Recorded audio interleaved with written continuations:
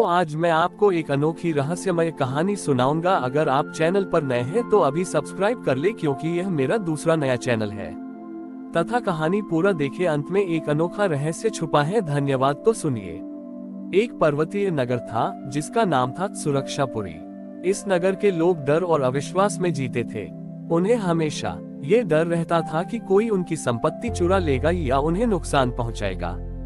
सुरक्षापुरी के सबसे बड़े मंदिर में मां दुर्गा की एक प्राचीन प्रतिमा थी, लेकिन डर के मारे गांव वालों ने उस प्रतिमा को 7 भारी तालों और लोहे की जंजीरों से जकड़ रखा था। उनका मानना था कि जब तक मां सुरक्षित है तब तक वे भी सुरक्षित हैं। इन तालों की चाबियां गांव के 7 सबसे धनी और प्रभावशाली लोगों के पास थीं, जो हर साल दुर्गा पूजा से पहले बारी बारी से एक ताला खोलते थे। इस वर्ष दुर्गा पूजा से ठीक पहले शहर में अकाल पड़ गया। न तो बारिश हुई और न ही फसल उगी। लोगों को लगा कि यह सब अपशकुन है, क्योंकि उन्होंने मां को जकड़ रखा था। गांव के लोग 7 धनी लोगों के पास गए और उनसे सभी ताले एक साथ खोलने का अनुरोध किया, ताकि वे मां से प्रार्थना कर सकें। लेकिन धनी लोगों ने मना कर दिया। सेठ मदन ने कहा, नहीं, यह एक धार्मिक परंपरा है। ताले केवल एक एक करके ही खोले जाएंगे, नियम नहीं तोड़ेंगे। असल में हर धनी व्यक्ति को डर था कि अगर सारे ताले खुल गए तो कहीं कोई दूसरा व्यक्ति मंदिर की गुप्त संपत्ति चुरा न ले। उनका लालच उनके डर से जुड़ा हुआ था। गांव में एक गरीब अकेली महिला रहती थी, जिसका नाम था भावना। भावना के पास कोई संपत्ति नहीं थी, सिवाय अपने अटूट विश्वास के। वह रोज मंदिर के बाहर बैठकर 7 तालों की ओर देखती और मन ही मन प्रार्थना करती थी। अष्टमी के दिन, जब निराशा चरम पर थी, भावना ने एक अजीब काम किया। वह घर गई और अपनी सबसे कीमती वस्तु, एक पुरानी जंग लगी छोटी सी चाबी लेकर आई। ये चाबी उसके बचपन के संदूक की थी, जिसका ताला बहुत पहले टूट चुका था। भावना मंदिर के पास गई। उसने उन 7 भारी तालों को देखा और फिर अपनी जंग लगी चाबी को हाथ में पकड़कर आंखें बंद कर ली। उसने शांत और प्रेम भरे स्वर में प्रार्थना की, जो किसी और को सुनाई नहीं दी। हे माँ, इन 7 धनी लोगों ने तुम्हें 7 तालों से जकड़ रखा है, क्योंकि वे अविश्वास और डर में जी रहे हैं। मैं न तालों को तोड़ना नहीं चाहती, मैं बस अपने डर और अविश्वास का ताला खोलना चाहती हूँ। मैं ये चाबी तुम्हें प्रेम की भेंट करती हूँ। मुझे विश्वास है कि तुम इन तालों से नहीं, बल्कि हम सबके डर से मुक्त हो।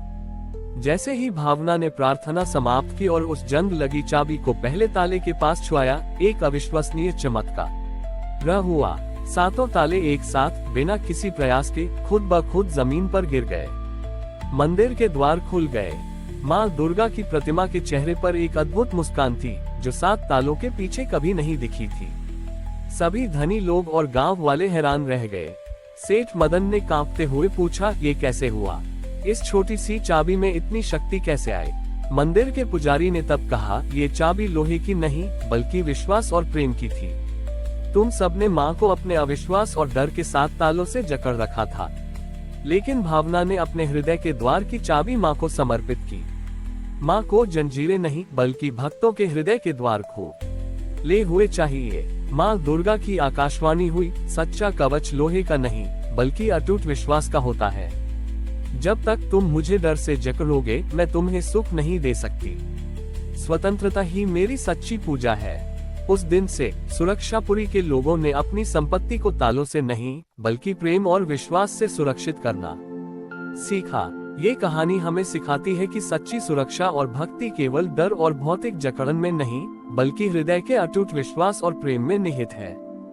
भावना की प्रेम और विश्वास से भरी प्रार्थना ने न केवल 7 तालों को खोला, बल्कि सुरक्षापुरी के लोगों के डर को भी बिखेर दिया। सेठ मदन और बाकी 6 धनी लोग, जो अपनी संपत्ति और नियमों पर गर्व करते थे, जमीन पर पड़े उन जंग लगे तालों को देखकर शर्मिंदा थे। मंदिर के द्वार खुलने के बाद राजा ने घोषणा की कि अब मां की प्रतिमा को कभी भी किसी ताले या जंजीर से नहीं जकड़ा जाएगा। लेकिन डर एक ऐसी भावना है जो इतनी आसानी से नहीं जाती। मंदिर खुल तो गया, पर धनी लोगों ने अब एक नया तरीका खोज लिया। उन्होंने गांव के चारों ओर अदृश्य दीवार बनाने की कोशिश की। उन्होंने गांव के सबसे ईमानदार लोगों पर भी जासूसी शुरू कर दी। उन्होंने हर आने जाने वाले पर संदेह किया। वे अब भी यह नहीं समझ पा रहे थे कि असुरक्षा का असली कारण बाहरी चोर नहीं बल्कि उनके मन का अविश्वास था। इस बीच अकाल की स्थिति और खराब हो गई। अनाज खत्म हो गया और पानी के स्रोत सूखने लगे। गांव के लोग भूख से परेशान थे। एक रात सेठ मदन को पता चला कि गांव के पास की एक गुफा में गुलाब नामक एक गरीब किसान ने कुछ अनाज के बीज छिपाकर रखे हैं ताकि अगली फसल की शुरुआत हो सके। सेठ मदन ने अपने 6 साथियों को इकट्ठा किया। उन्होंने सोचा अगर हम ये बीज चुरा लें तो हम बच जाएंगे और बाकी गांव वाले खत्म हो जाएंगे। यही सुरक्षा है। डर ने फिर उन्हें लालच और स्वार्थ की ओर मोड़ दिया था। आधी रात को वे सातों धनी व्यक्ति गुफा की ओर गए। लेकिन जैसे ही वे गुफा के पास पहुंचे उन्हें एक अजीब सी शांति का अनुभव हुआ। गुफा के द्वार पर न कोई चौकीदार था न कोई ताला, बस एक छोटा सा मिट्टी का दिया जल रहा था। गुफा के अंदर उन्होंने देखा कि किसान गुलाब नहीं बल्कि भावना बैठी है। उसके चेहरे पर शांत मुस्कान थी और उसके सामने अनाज के बीज और एक टूटी हुई पुरानी घंटी रखी थी। सेठ मदन ने गुस्से में कहा, तुम यहाँ क्या कर रही हो? तुमने सारे बीज चुरा लिए होंगे। भावना ने अपनी शांत आवाज में कहा, नहीं सेठ जी, मैं यहाँ रक्षा कर रही हूँ, पर हथियारों से नहीं, विश्वास से। भावना ने समझाया कि जब वह मंदिर से लौटी तो उसने देखा कि सारे लोग डर में हैं। उसने खुद को भूखा रखा पर रात भर उन बीजों की रक्षा की। उसने कहा, मुझे पता है कि असल बड़ी ही खजाना लोहे के ताले में नहीं बल्कि भविष्य की आशा बीज में होता है, और उस खजाने की रक्षा भूख और त्याग से ही हो सकती है। भावना ने अपनी टूटी हुई घंटी उठाए और कहा, तुम्हारे ताले लोहे के थे पर वे टूट गए। मेरा विश्वास इस टूटी घंटी जैसा है, ये बचता नहीं पर हर पल मौजूद है। सेठ मदन और उनके साथियों का डर और स्वार्थ इस निस्वार्थ त्याग के सामने पिघल गया। उन्हें एहसास हुआ कि वे अपनी असुरक्षा के कारण एक गरीब महिला का अंतिम सहारा भी चुराने आए थे। सेठ मदन ने घुटने टेक दिए और कहा, भावना, तुमने हमें दूसरी बार अविश्वास के ताले से मुक्त किया है, हमें क्षमा करो। अगली सुबह धनी लोगों ने उस बीज को चुराने के बजाय पूरे गांव में घोषणा की कि वे अपना सारा छिपा हुआ धन लगाकर पानी की व्यवस्था करेंगे ताकि उन बीजों को उगाया जा सके। उस दिन से सुरक्षापुरी का सबसे बड़ा कवच धन या ताला नहीं बल्कि आपसी विश्वास और निस्वार्थ सेवा बन गया।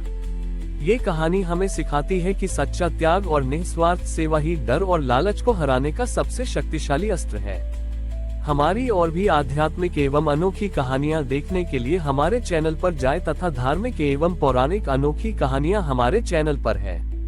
कृपया जाके देखें तथा हमारे चैनल को सब्सक्राइब करके रखें और वीडियो लाइक जरूर करें। धन्यवाद।